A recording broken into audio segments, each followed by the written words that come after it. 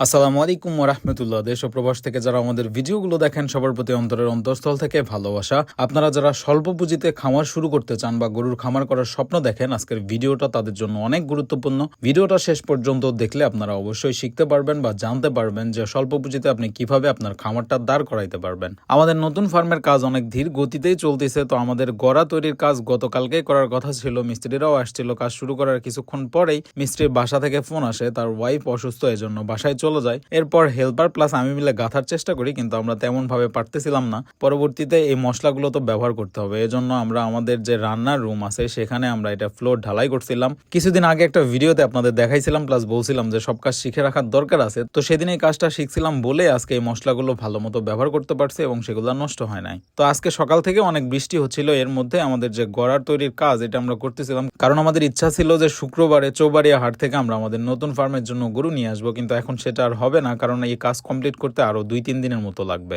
আর মাশাআল্লাহ আমাদের পুরাতন ফার্মের গরুগুলো এখন পর্যন্ত সম্পূর্ণ সুস্থ আছে। হাট থেকে কিনে আনার পর অবশ্যই অনেক টেনশনে থাকতে হয়, তো আল্লাহর কাছে লাখো কোটি শুকরিয়া, গরুগুলো এখন পর্যন্ত সুস্থ আছে। আপনারা দোয়া করবেন যেন সুস্থই থাকে। আর বৃষ্টির মধ্যেই সকাল থেকে বসে খড় কাটতেছিলাম। আপনারা জানেন যে আমরা এখনো জাতিতেই খড় কাটি, আমাদের খড় কাটা কোনো মেশিন নাই। ইনশাআল্লাহ আল্লাহ চাইলে খুব শীঘ্রই আমরা আমাদের ফার্মে খড় কাটা মেশিনও নিব।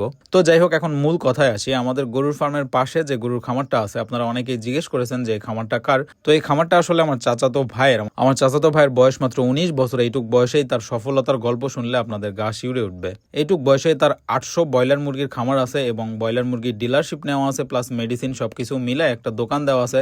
এবং পাশাপাশি এই গরুর খামারে এই যে 3টা গরু দেখতেছেন, এটা একটা গাভী থেকেই আনা। তো আপনাদের আমি শুরুতেই যেটা বললাম যে অল্প পুঁজিতে কিভাবে আপনারা ব্যবসা দাঁড় করাবেন, এখানে একটা গাভী কিনা ছিল 70,000 টাকা দিয়ে এবং সেটা 4 মাসের প্রেগনেন্ট ছিল। পরবর্তীতে সেটা থেকে প্রথম যে বড় গরুটা দেখতেছেন ওই বাচ্চাটা আসে এবং এরপর পর্যায়ক্রমে প্রতিটা বছরে একটি করে বাচ্চা বাড়ে। এখন এখানে মেইন পয়েন্ট হলো, আপনারা যারা স্বল্প পুঁজিতে খামার শুরু করতে চান বা চাকরির পাশাপাশি 2-1টা গরু দিয়ে শুরু করতে চান, তারা যদি এ ধরনের গাভী বা বকনা কিনে আপনার ফার্মে রাখতে পারেন, এরপর পরবর্তীতে সেখান থেকে আপনার ফার্মে গরুর সংখ্যা বাড়তে থাকবে। আমি সবসময় একটা কথা বলি যে ব্যবসা দাঁড় করানো আর ব্যবসা করা দুইটা আলাদা জিনিস। আপনি চাইলে ছোট পরিসরে শুরু করে খুব তাড়াতাড়ি আপনার ব্যবসাটা বড় করতে পারবেন, যদি সেখানে আপনার মেধা, পরিশ্রম এবং সঠিক একটা প্ল্যানিং থাকে। আর একটা কথার সাথে হয়তো আপনারা সবাই পরিচিত যে ছোট্ট শুরুই বড় ভবিষ্যৎ বানাই। অনলাইনে হয়তো অনেকেই আপনাদের অনেক রকম পরামর্শ দেয় বা অনেক রকম ভাবে খামার শুরু করতে বলে, কিন্তু আপনার পারিপার্শ্বিক বিষয় বা আপনার সিচুয়েশন এটা কখনোই কেউ দেখে না বা জানে না। তো এখানে আমার একটা পরামর্শ থাকবে যে আপনি কারো প্ল্যানিং কপি না করে সেটা যদি মডিফাই করতে পারেন আপনার সিচুয়েশন অনুযায়ী, তাহলে সেখান থেকে আপনি খুব ভালো কিছু করতে পারবেন। আর আরেকটা বিষয় সবসময় মাথায় রাখবেন যে ব্যবসা শুরু করার জন্য বড় ক্যাশ নয়, বড় স্বপ্ন দরকার। আপনি যদি আপনার ব্যবসা নিয়ে সৎ থাকতে পারেন, সঠিক পথে আগাইতে পারেন, তাহলে আপনি এখানে সফলতা পাবেনই ইনশাআল্লাহ। অন্যের দেখা দেখি বেশি লাভের আশা না করে আপনার যে ছোট পুঁজি সেটা নিয়ে প্ল্যানিং মতো আপনি যদি আগাইতে পারেন, তাহলে আপনি খুব সহজে আপনার খামারটা বড় করতে পারবেন। সবশেষে আপনাদের কাছে একটা কথাই বলবো, আপনারা সবাই আমার জন্য মন থেকে দোয়া করবেন, আমি যেন সুস্থতার সহিত এই খামার জীবনটা আরো অনেক দূর আগাই নিয়ে যেতে পারি এবং আল্লাহ তাআলা আমার এই ছোট্ট ব্যবসায় বারাকা দান করে। সবাই ভালো থাকবেন এবং আমার জন্য দোয়া রাখবেন। আসসালামু আলাইকুম ওয়া রাহমাতুল্লাহ।